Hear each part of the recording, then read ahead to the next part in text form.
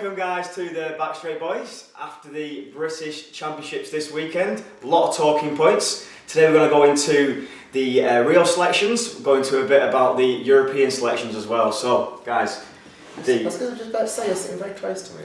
Sorry, a little bit further away. I liked it.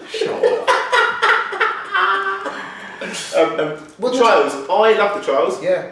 Now, it's not often we say that. Usually I'm like, oh, God. Well, yeah, but usually they're really rubbish. Yeah, they are. It was really good. And it was interesting as well because, you know, all our biggest stars weren't there. For various reasons, you know, I'm not going to get into that. But still, I found them thoroughly entertaining. I agree. Some things, I mean, the thing that really stood out for me was Asha.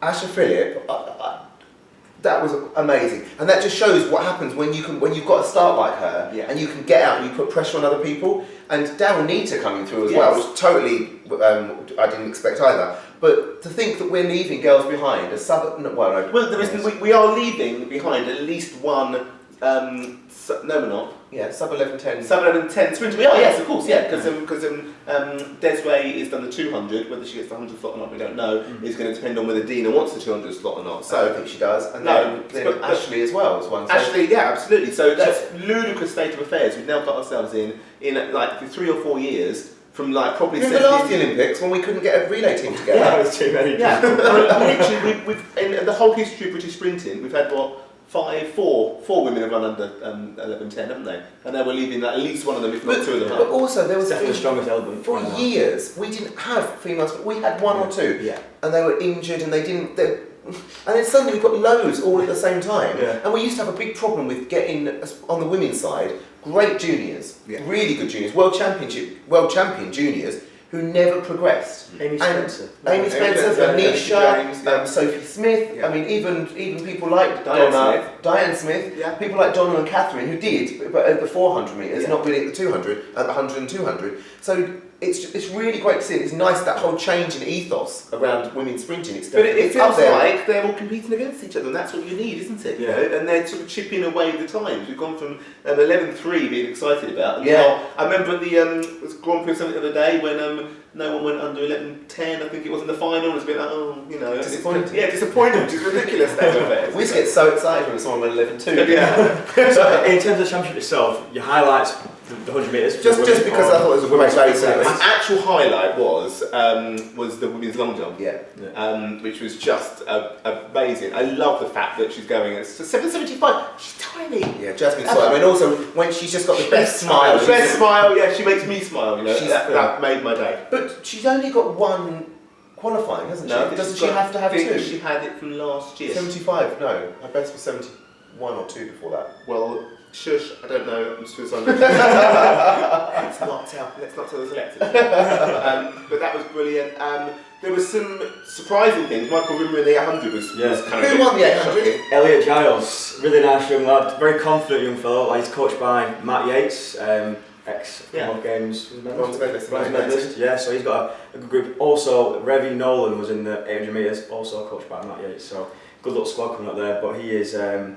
I think potentially right now in shape for maybe a low 146, maybe a 145 high. I'm not too sure he's Olympic ready yet, but next couple of years he might jump on a lot. But that kind of championship experience and temperament, he's confident. It's what you need, because a lot of people would see Michael Rimmer running away and just go, settle for second, but not. That's really important. I suppose it's up to Michael Rimmer now to get the qualifying. Somebody came third, so whether they'll take him or not, we just don't know. Matt Hudson-Smith in the 400 was fantastic. Yes, he was. So great to see him back. He looked really good a few weeks back, didn't he? But like to run that time when it was getting a bit cold, it was cold by the end of the day, wasn't it? And to be, which is a really decent field as well, the British 400 metre runners. So that was really, really promising. Laura Muir, as always.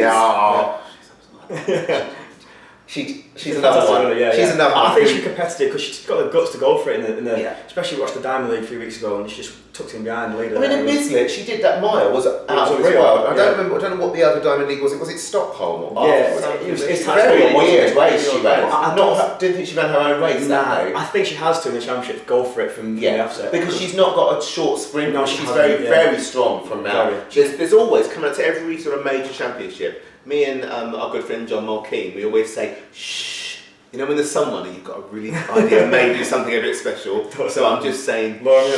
Yeah, I totally agree. I think she's amazing. In the field events, we had for the men's hammer, good this year. Well, yeah, I mean, I find it's really weird. Remember last Olympic cycle, actually? Yeah. We had 3 amazing discus You throwers. said last year, Yeah. Yeah, you were saying last year. Where did they all go? Yeah. So happens But now eventually. it's all about the hammer. It is about the hammer, but the qualifying standard is like 77. 77.50 or something ridiculous. Ludicrous. You know, that's just insane. And so we're going to have about probably 7 or 8 people in the world who've got the qualifying, and then they're going to have to go on the... Well, the thing is, all 3 of our hammer throwers are in the top 32, so IWF, through the IWF they do qualify. Last year at the World Championships, UKA took no notice of that, didn't select anybody who was selected through being in the top 32.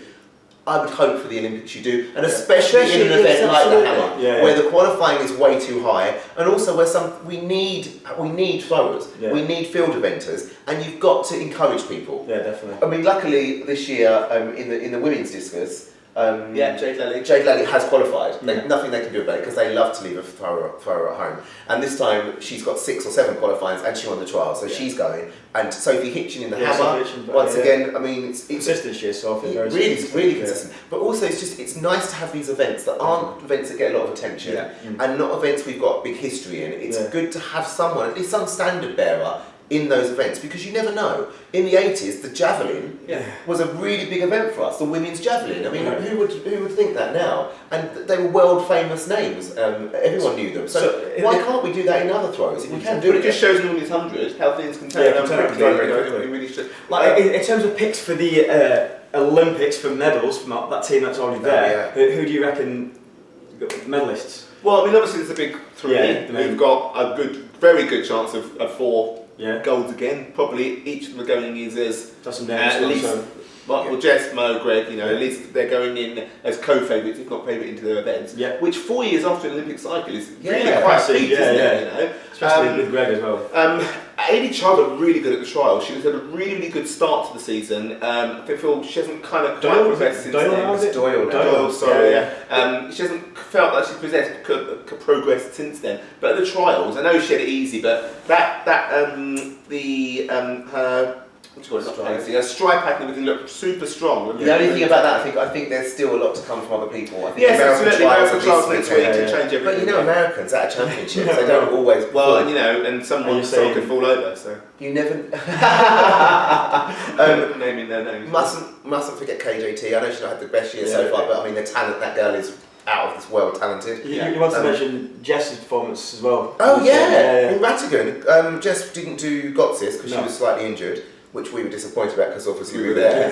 But she went to Rattigan, she did the 2nd best time in the world this year, just after 7.33 I think, which is more than she won, more than she scored to win the World Championships. But most impressively, it was really bad conditions, but she did a PB in the long jump. Not only did she do a PB in the long jump, but she slightly underperformed in her best events. So we're going to talk about that in a sec. She did a PB. I mean, of all events, she thought she'd do a PB, and would it be the long jump? No, because that's always been a bit of a she's always 650, or 651 I think was her best. Always very consistent at championships at that, but she had to change her leg back in 2008. And I remember saying to Tony years ago, she can jump 670. He said, no, I don't think she can. Maybe she can. 663. That's huge in heptathlon long jump. There's only 2 people who could possibly do further than that. What I thought was interesting was, and it's because there was really adverse weather conditions. Apparently it was raining. You can see the video of the hurdles. It was like just pouring down with rain, and she ran 13.1. Now we know she can run probably a 12.78 maybe when she gets to the championships. In the high jump she did 1.84. We would be hoping for a 87, 89 at the championships, which is the highest scoring event as well. And the 200 she did 22.3, 23, 24, something like that. Again, we would hope she's under 23 seconds. If so, we're talking like a really big score. And she only went 2.11 in the 800 because she didn't need to run anything. We know she can run 2.08. So we're definitely with a medal shot then. Well, yeah, a medal shot. She could be back at the same kind of score that she scored when she won the last Olympics, which I don't think any of us, I don't think she was really expecting either. So she's the favourite. At the moment, she's definitely the favourite. Right, okay, so well done. The British relays as well, because we have got some really strong relay teams, as always. But they're looking stronger than ever, actually. Well, I was going to say, like, the next thing coming up is European Championships. Oh, yeah. And we've got a massive team pick for that, which is a massive relay team as well. Like, can we just start with, we have been It's hearing... like all the printer's paper just taken out of I've this. run out of ink. We have been hearing, right from the very beginning, when you knew there was going to be a European Championships this year, that people were not going to be allowed to compete at both the Olympics and the And Martin Europeans. Rooney had to go and get special dispensation or special permission to do so. I was expecting a really skimpy team made up of under 23s and people who hadn't qualified for the Olympics and had no hope of doing so. Instead, we've got probably the biggest team I've ever seen. It's the biggest team ever to go to the Europeans. Yeah, It's the biggest team to ever go anywhere, isn't it? Seriously, I'm not joking. In the relay you were saying then, there's 10 men in the men's relay. 10 people being Almost brought to every event has got like 3 people in it. personally, I don't get why that's... Well, that's not unless necessary. you've got an A and a B team. No, but they've done some funny selections in the 100 metres. They put Richard Kilty in the 100 metres over CJ. And But there might be a reason for that. There might be No, exactly. We don't know. So they've got 6 different people actually in the individual events. Some of them who probably aren't going to be in the relay at the Olympics, so they've had to bring some extra people. But maybe they're for rehearsals, maybe it's a good chance to get everyone together to work as a team. Yeah. What's also interesting is there's places, people where we've only got 2 people in the team, where we've actually got another 2 or 3 we could have put in. So I mean, we've been hoping that Ashley would be going in the 100 to try and get that. Yeah, maybe place. she's more injured than we thought. You say it's quite a tactical decision because Schiffers is doing the 100 metres. Schiffers is doing the 100, so changing that over. Dina won't be doing the 100, he's doing the 200, so she's might be a doing good the tactical move there by British.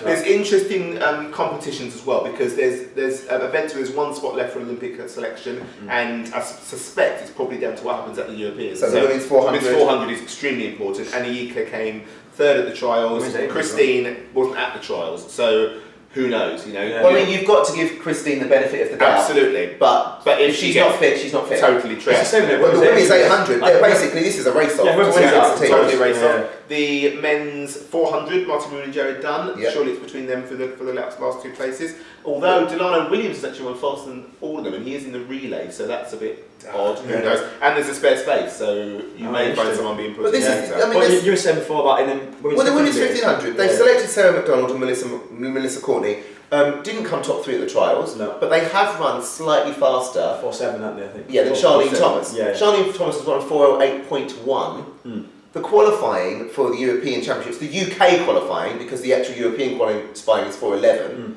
But the lack of flexibility to say you're 0.1 out, and it is the Europeans, and you're way under the actual European, just to let her go. And there's a spare space, and you can third at the trials. And potentially that could be a really great race-off to see who gets the 3rd. Yeah. But it seems you were saying before, pointless. it wasn't very consistent because... Well, no, it's not consistent. No. Seb Rogers, the same in the 400 hurdles. Yeah. He won the trials.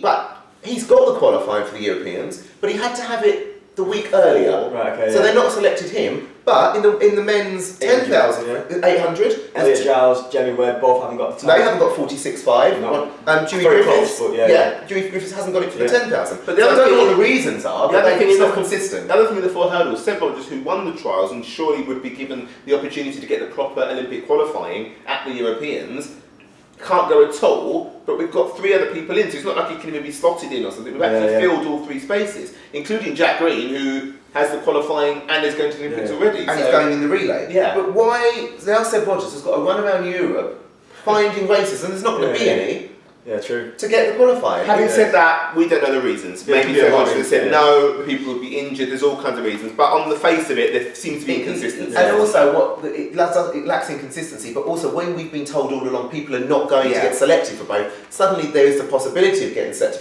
for both, it totally throws people's whole plans out. Yeah, massively. So, I don't know, but I mean, what the positive is we've got a really good team, and we were thinking of not going to the Europeans, now we're going, because this is... Well, we've got some news there. Now, you know that we had our accreditation turned down for the European Championships for reasons we didn't really know.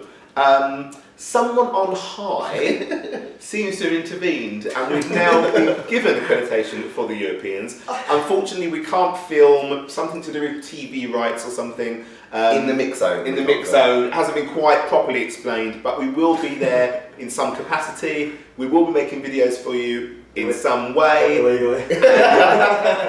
What? And we will be in Amsterdam, all 3 of us actually. Yeah. We'll be in Amsterdam, so we will be partaking in the party atmosphere of Amsterdam. I think you just... I won't. No, not that! No. I'm not a student anymore. No, not that. I was thinking like a Heineken. Exactly. That's what I was thinking. Yeah. So anyway, we will be there. The Backstraight Boys will be reporting Live from the European Championships. Right, nice one, guys. Thanks for watching, and we'll speak soon. Bye.